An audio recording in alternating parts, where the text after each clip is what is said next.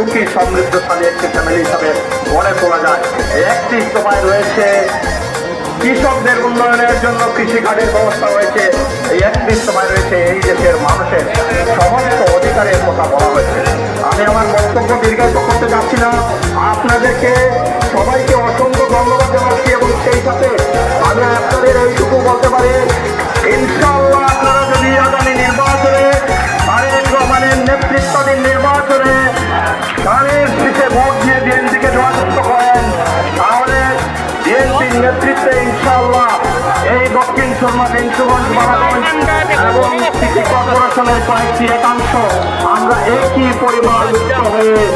আমরা যোগাযোগ, শিক্ষা, স্বাস্থ্য সহ কৃষি সহ সমস্ত বিষয় উন্নয়নের মধ্য দিয়ে এই সিলেট ৩ আসনকে একটি উন্নয়নের রোল মডেল হিসেবে বাংলাদেশে প্রতিষ্ঠিত করবো ইনশাআল্লাহ।